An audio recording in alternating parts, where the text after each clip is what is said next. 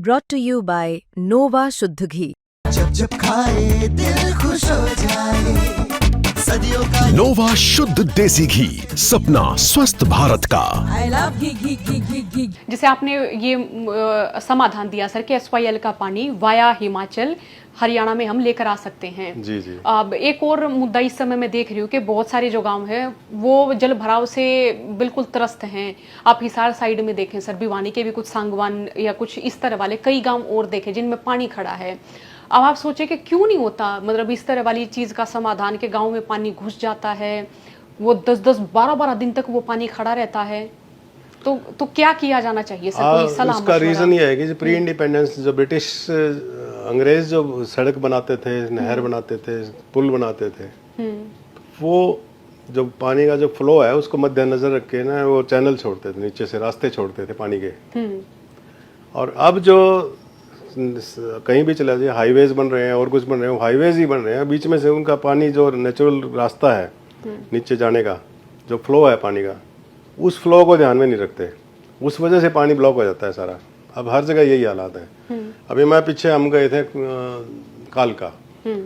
कालका में सरसा नदी निकलती है, सरसा नदी कीरतपुर साथ जाती है, जो कि इसकी सबसे कंट्रीब्यूट करती है सतलुज नदी में पानी। हरियाणा जो है वो कंट्रीब्यूट करता है सतलुज नदी को। जो पंजाब वाले कहते हैं ना राइपेरियन इशू है, राइपेरियन तो हम तो कंट्रीब्यूट करते हैं, बेसिन है हम तो उसका।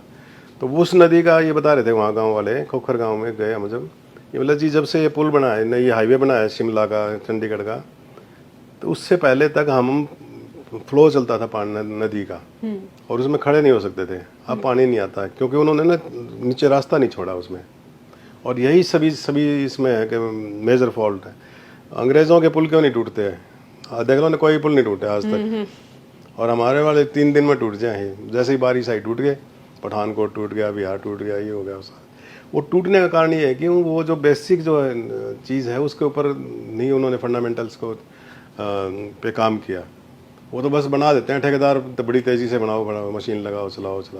अब 200 से 150 200 साल पुराने पुल हैं, वो तो बड़े हैं यूँ, वो नहीं टूट रहे कहीं पे भी।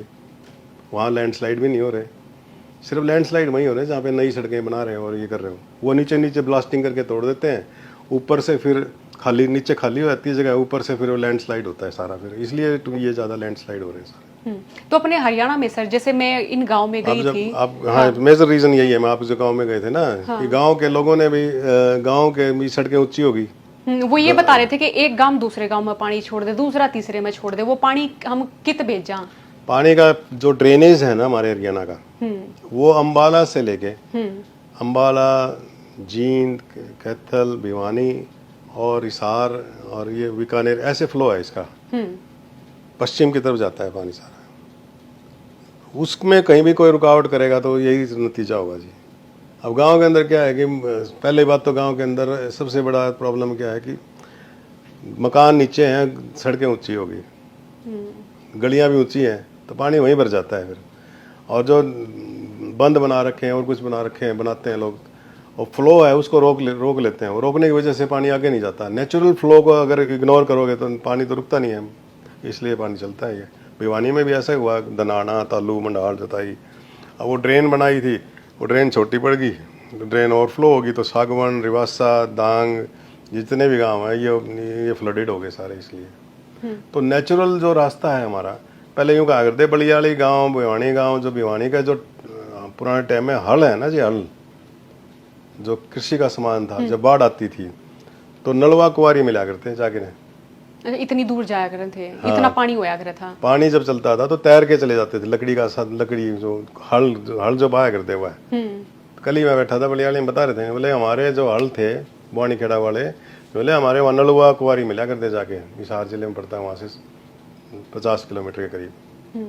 तो यानी कि नेचुरल जो फ्लो को हम रोक देते हैं, वो वही सबसे बड़ा मेजर रीज़न है। गांव है, हम अपने को सेव कर लिया, लेकिन उसका रास्ते का हमने ही रास्ता बनाया नहीं उसका। अब ड्रेनेज जो बनाई है उनकी सफाई नहीं होती टाइम पे, ना सफाई होने के बाद वो ओवरफ्लो हो जाती हैं।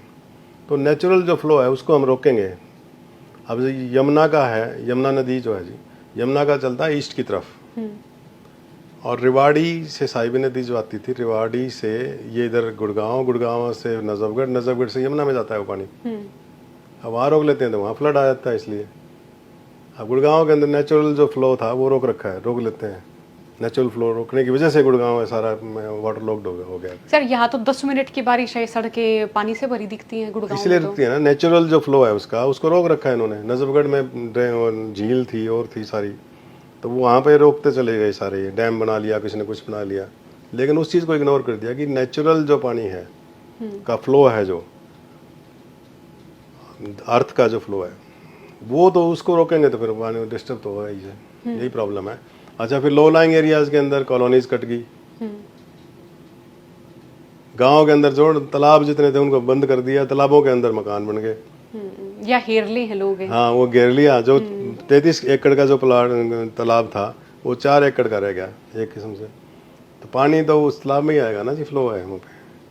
हर शहर के अंदर ये प्रॉब्लम है कि जो बेसिक जो पुराने टाइम के जो तालाब थे, जोड़ थे और थे, वो उन्होंने इम्प्लीमेंट नहीं किए। अभी भी 850 करोड़ रुपए अटल भूजल योजना आई थी, वो तो कहीं भी नज़र नहीं आ रही। उन्होंने कहा था कि हम कुंड बनाएंगे, उससे बारिश का पानी होगा उसको यूटिलाइज करेंगे, उसका फ्लो करेंगे, उसके बाद जब बारिश नहीं होगी उस सीज़न के अंदर उसको यूटिलाइज करेंगे। कहीं पे भी नज़र नहीं आ रहा। आप देख लो आपके पूरे स्टेट में, यानी कि बस वो यूटिलाइज कर बिल बनाए, बस ख़त्म कहानी। और जैसे जो फंड हो गए, पीएम केयर फंड हो गया या फ्लड रिलीफ फंड हो गए, इस तरह वाले फंड्स भी हमें दिखते ही नहीं कहीं। हाँ, तो ये अब इसका बोर्ड बना रखा है भूजल योजना का, अटल भूजल योजना बोर्ड बना रखी है पूरा। तो इतना बड़ा प्रोजेक्ट उन्होंने, विलेज वाइज स्कीम थी ये। अपने हरियाणा में भी, हरियाणा की बात कर रहा हूँ मैं, हरियाणा में आई है ये स्कीम। उसके लिए वर्ल्ड बैंक ने 850 करोड़ रुपए दिए। और 850 करोड़ के लिए उन्होंने वहाँ पे जमीन पे तो कहीं नजर नहीं आ रहा। इसी सरकार में दिए सर? इसी सरकार में। और पानी तो खड़ा है, इसलिए खड़ा ना, कहाँ यूटिलाइज हो रहा है। तालाब बनाने थे, हाई कोर्ट ने भी कह रखा है कि अभी जितने भी तालाब थे, पॉन्ड्स थे पूरे इंडिया हरियाणा के अंदर, सभी विलेजेस के अंदर, उनको दोबारा से पुनर्जीवित किया जाए ताकि फिर इकोसिस्टम और बना रहे। तो ये चीज़ें खत्म होगी, नहरें खत्म हो गई। अब आप कहीं पे भी जाओगे, आप देखना नजर मार के, पुराने जितने भी गांव के अंदर आपको मिलेंगे सड़कें, उनमें तो आपको मिलेगी नीचे से पानी निकासी का। नए जितने भी हाईवे बने हैं कहीं पे भी नहीं आई है। उसी का रीज़न है ये कि भाई पानी ब्लॉक हो जाता है, गांव एक दूसरे को फिर काटते रहते हैं, फिर झगड़े होते हैं। अब पीछे गुराना और उसमें खानपुर में झगड़ा हो रहा था, आपस में पत्थरबाजी हुई लोगों की। काफ़ी गाँवों के अंदर ये हो रहा है। तो इसका क्या समाधान हो सर?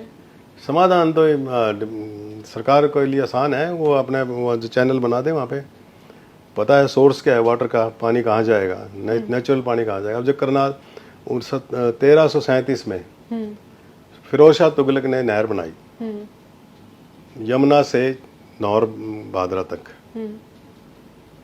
तो वो नेचुरल फ्लो था ना जी। चतंग बोलते हैं जिसको, चतंग नहर बोलते हैं। ये राजली, राय, जो गांव डूब रहे हैं ना सारे, ये नेचुरल फ्लो की नदी थी वहाँ पे, चतंग बोलते थे उसको। तो वो घग्गर नदी में मिलती हैं जाके सारी, जैसे शाहबाद, मारकंडा और ये टांगरी नदी और कौशल्या नदी, कौशल्या जो आती है पंचकुला पिंजौर के पास। सुखना नदी है जैसे चंडीगढ़ के पास है, ये चंडीगढ़ सुखना लेक है ना, सुखना नदी शिवालिक रेंज से निकलती है।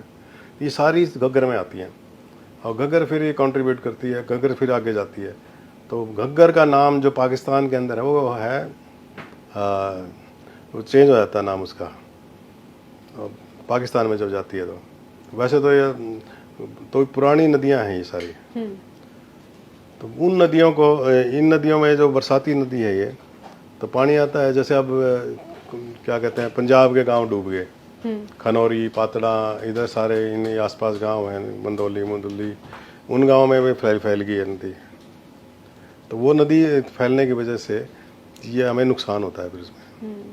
अब उस पानी को डाइवर्ट करें, यूटिलाइज करें, तब बात बने। हमने ये इसीलिए प्रपोजल बनाई कि ऐसे हालात में अब RTDS है, एक नई टेक्नोलॉजी आई है जिसमें 6 महीने का रिकॉर्ड होता है कि 6 महीने में कितने ग्लेशियर पिघलेंगे, कब बारिश होगी और उस दौरान कितना ज़्यादा पानी निकलेगा। तो उस पानी को यूटिलाइज करने के लिए ये जो बरसात के अलावा सीज़न, तो उसमें इन्होंने लगा रखे हैं पूरे सतलुज बेसिन में और अपना इंडस बेसिन इंडिया में ना अपना नॉर्थ इंडिया में हर जगह पे साइंटिफिक इंस्ट्रूमेंट लगे हुए हैं BBMB के पास। तो उनको पता होता है कितनी बारिश कब आएगी, कब पानी कितना रिलीज करना है। तो उससे हम ये चाहते हैं कि भाई ये इमरजेंसी चैनल बन जाए। जब ज़्यादा बारिश होती है किसी टाइम में, अचानक बारिश होगी, उस पानी को यूटिलाइज करने के लिए बना दो ताकि फिर हरियाणा को पानी मिले पूरा। ये है जी। और चौबंसी लाल ने जो नहर बनाई, अगर वो लिफ्ट सिस्टम बनाया, वैसे लिफ्ट सिस्टम की जरूरत नहीं थी। शिवानी वगैरह में पानी लिफ्ट किया। नेचुरली जो नरवाना ब्रांच आ रही है भाखड़ा मेन लाइन में से, उसी के साथ एक नहर और बन जाती तो नेचुरल फ्लो में चली जाती सर, इसी ड्रेनेज के हिसाब से। एक्स्ट्रा मेहनत नहीं करनी पड़ती। उस टाइम साइंटिस्टों ने ना, इंजीनियर्स ने पता नहीं क्या सोचा, पानी लिफ्ट करने में बड़ी दिक्कतें आती हैं। पानी एक तो नेचुरल फ्लो में जाए। और उस समय नु बताया करे थे, बोले कि भिवानी क्षेत्र जो है वो बड़ा पानी की कमी ते जूझा करे था। बंसीलाल जी ने बिल्कुल जूझता था। बंसीलाल आधा भिवानी तो पहले, जिस तरह ये आप बुआनी खेड़ा कॉन्स्टिट्यूंसी है, मुंडाल है, इसमें तो 1940 से पानी चल रहा है। सुंदर ब्रांच बनी थी जब। ये जो तोशाम कॉन्स्टिट्यूंसी है और लोहारू है, इस टाइम महेंद्रगढ़ है, दादरी है, इनमें पानी नहीं था कहीं पे भी। और तोशाम के अंदर तो जमीन का पानी भी खारा है। लोहारू में भी, आधे लोहारू में जमीन का पानी खारा है। आधे लोहारू कॉन्स्टिट्यूंसी में जमीन का पानी था। तो वहाँ बिजली नहीं होती थी उस टाइम, ट्यूबवेल नहीं थे। तो ये उनका कंट्रीब्यूशन रहा, बिजली दी और पानी आया उस टाइम। लेकिन वो सीमित आया। अब जैसे निगाना कैनाल है, निगाना नाम तो निगाना कैनाल है, निगाना गांव में कभी पानी नहीं लगा, टेल पे हो गए सारे। जूही कैनाल है और है, तो उनमें पानी लगा नहीं। और जो पानी आना था इस बेल्ट के लिए, वो था ब्यास नदी का 1955 में जो अलॉट हुआ था हमें, ब्यास सतलुज का सरप्लस वाटर। उस पानी को ना आने की वजह से ये डिस्ट्रीब्यूट हो गया। जो सुंदर यमुना सिस्टम का पानी जो था, वो जितना अवेलेबल था, आधा पानी उधर चला गया, आधा उधर चला गया। अब हालात ये है कि ना तो उधर मिल रहा है पानी लोगों को, ना इधर मिल रहा है। अब 45 दिन के बाद, 43 दिन के बाद, एक हफ्ते के लिए पानी आता है। वो भी सिर्फ पीने के लिए कामयाब रहते, खेती तो खत्म होगी। तो इसलिए हम ये कह रहे थे कि भाई हमने जो रूट दिया है उससे हम ब्यास का पानी भी ले सकते हैं, SYL का रूट जो बताया। हाँ, वह हिमाचल का। उससे हम अब जो संधि टूट गई तो इससे इसका चेनाब का पानी भी ले सकते हैं। तो ऑपरेशन सिंदूर के दौरान जो बता रहे थे कि पाकिस्तान को हम पानी नहीं देंगे। जी। तो वो क्या किया जा रहा है, ऐसा हो रहा अभी है? ऐसा कुछ इम्प्लीमेंट नहीं हुआ है, कुछ भी नहीं इम्प्लीमेंट हुआ। ये बेस्ट व्यू है, बेस्ट जो हमने जो रास्ता बताया ना, इस रास्ते से हम ब्यास का पानी भी ले सकते हैं, सतलुज का भी ले सकते हैं और चेनाब नदी का भी ले सकते हैं। चेनाब नदी का मैंने प्रोजेक्ट रिपोर्ट हमने तैयार की है और इसमें हरियाणा को भी पानी मिलेगा, चूरू डिस्ट्रिक्ट और नागौर।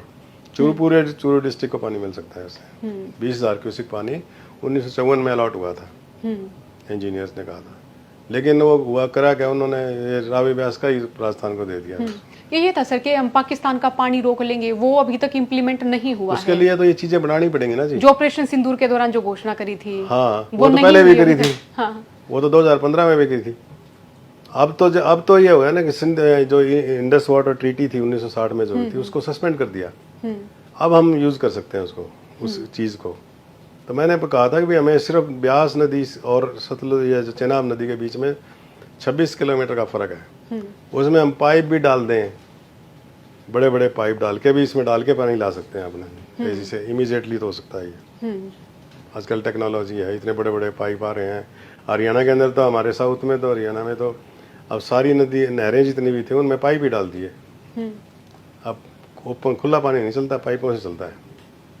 तो वैसे पाइप वहाँ लगा दो, वैसे पाइप यहीं से लग, भाखड़ा डैम से आ जाएंगे लग के। तो उसमें डाउन स्ट्रीम आए तो कम चौड़ाई चाहिए, कम जगह चाहिए। डाउन स्ट्रीम में पानी तेजी से आता है, कम जगह ही आता है, फैलता नहीं है। तो इसलिए बेस्ट सोल्यूशन है और ये राइट टाइम है, ये गवर्नमेंट को करना चाहिए। क्योंकि पाकिस्तान ये कह नहीं सकता और कि भाई हमारी संधि है उसको इम्प्लीमेंट करो, ये करो। भाई हम रावी का पानी भी ले सकते हैं, ब्यास का भी ले सकते हैं, सतलुज का भी ले सकते हैं और कश्मीर में झेलम चेनाब का भी यूटिलाइज कर सकते हैं। और जो लाहौल स्पीति से ऊपर है लद्दाख में सिंधु नदी चलती है, उसका भी यूटिलाइज कर सकते हैं। अब 8 लाख किलोमीटर का एरिया का बेसिन है जी हमारा, यानी कैचमेंट एरिया जो है नदियों का। कभी वर्ल्ड के अंदर सबसे बेहतरीन पानी है ये, जो कभी ख़राब नहीं होता, जिसमें कोई बीमारियाँ नहीं है, हेल्दी है, और उस पानी को हम यूटिलाइज़ ना करें और 4 करोड़ एकड़ ज़मीन का पानी समुद्र में चला जाता है हर साल, तो अनयूटिलाइज होके जाता है। और 21 लाख एकड़ ज़मीन का पानी अफगानिस्तान से आता है, उसका संधि में ले ही नहीं रखा नाम। जो जब काबुल रिवर आती है उसका उन्होंने इसे ट्रीटी में लिया ही नहीं कभी, तो वो भी कमियां थी, लेकिन अब ये ख़त्म ही हो गई है। तो हमें बेस्ट है कि 60% पानी जो है टोटल इसका एरिया का, वो नदियों से ही पैदा होता है, हर हिमाचल से, भारत की ज़मीन से पैदा होता है, ना वो चाइना से लेना पड़ता है हमें, ना उससे। जैसे झेलम, चेनाब और झेलम, रावी और ब्यास नदी, सतलुज, ये नदियाँ सारी हिमाचल की धरती से पैदा होती हैं, यहाँ से ही उद्गम है इनका सबका, तो भारत से उद्गम है। तो हमें किसी से पूछने की जरूरत नहीं है कि हम और जैसे सर हम मतलब हरियाणा में पानी की बात करें तो जल संकट यहाँ भी गहरा जाता है, और जब यहाँ पे जल भराव ज़्यादा होता है तब भी कोई समाधान नहीं होता। जल संकट पे समाधान नहीं, जल भराव पे समाधान नहीं। हाँ, तो ये इसका बेस्ट सॉल्यूशन ये है कि भाई हम ये जो चैनल हमने प्रपोज किया उस पर तो सरकार काम करे। दूसरा जो ड्रेनेज सिस्टम है, ड्रेनेज सिस्टम को मजबूत कर दे बस। जैसे जैसे बड़ी बड़ी ड्रेन बना के, और जो छोटी बना रखी है उन्होंने सिंबॉलिक सी, उनको चौड़ा करें वो, आप 10 फीट की है तो 20 की कर दो, और गहराई बढ़ा दो उनकी, वो ताकि पानी फिर वहाँ उस एरिया में चला जाए, जैसा डेजर्ट एरिया है जिस तरह, जहाँ पे पानी नहीं होता। अब क्या है कि पानी ब्लॉक हो गया सब जगह। अब ड्रेन थी जितना बड़सी में, बुआनी खेड़ा, बलियाड़ी, कुंगड़, हमारे धनाना, तालू, गुंडाल, जताई, बास, बेडवा, बास हो गया इधर, ये क्या गुराना, डाटा, गुराना, राजली, गिराए, ये सारी बेल्ट क्यों ब्लॉक हो रही है? क्योंकि पानी का सिस्टम, ड्रेन का सिस्टम नहीं बना रखा उन्होंने। ऐसा तो नहीं है कि भाई ज़मीन खड़ी है, ज़मीन में फ्लो है और पानी जा सकता है, और जहाँ जहाँ इन्होंने ब्लॉकेज किए, रोड से ब्लॉकेज करके उन रास्तों को नीचे खोद के और उनमें चैनल बनाए जिसके बरसात का पानी यहाँ से जाएगा, ड्रेनेज का। अलग अलग छोटी छोटी नहरों में भी बनाए, रसबाएँ बना रखे उनमें बनाए, और गांव के अंदर जो गलियां बनती हैं उनमें भी बनाना चाहिए, तो पानी कभी भी नहीं रुकेगा। सिंपल सा सोल्यूशन है इसका। इस सॉल्यूशन की अब इस समय ज़रूरत भी है हरियाणा को। जी बिल्कुल ज़रूरत है। अब जब ये देखो, जिंदगी के अंदर एक मकान बनता है मुश्किल से, और वो ही डूब जाए, भैंस मर जाए, डांगर पशु चले जा। अब पंजाब के अंदर भी यही हुआ। अच्छा, वहाँ पे तो ऐसे हालात हो गए, ट्रैक्टर भी नहीं रहे, इक्विपमेंट्स भी नहीं रहे, और मजदूरी जो करते हैं बेचारे, उनके घर में तो कुछ होता ही नहीं। 1-2-4 खाट हो हैं, जगह लकड़ी वालन के हो, एक छोटी सी रसोई हो, बाकी तो क्या होता है बताओ। तो उस वजह से फिर वही जो खुड्डी हो है, मुश्किल तो बना हुआ है। आधे तो इंदिरा आवास योजना या प्रधानमंत्री आवास योजना से बने होते हैं, और उनके मकान भी लो लाइंग एरियाज में होते हैं, आउटसाइड में, और वहाँ पे बीमारियाँ भी ज़्यादा फैलती हैं, दूषित पानी भी आता है वो। अब वो बीमार भी होंगे सारे, पानी ख़राब हो गया, पानी रुकने से बीमारियां बढ़ जाएंगी, वो बीमार होंगे सारे, न रहने की जगह है, न हो रहा है। तो इसका सोल्यूशन बेस्ट ये है कि गांव में जिस गली में हो वहाँ पे पानी निकासी का सिस्टम जरूर होना चाहिए, क्योंकि गलियां में पानी रुक जाता है, फिर घरों के अंदर जाता है, फिर वो टूट जाते हैं सारे, नींव भर जाती है, वो इसका गिर गया, इसका गिर गया, पशुओं का भी नुकसान होता है फिर।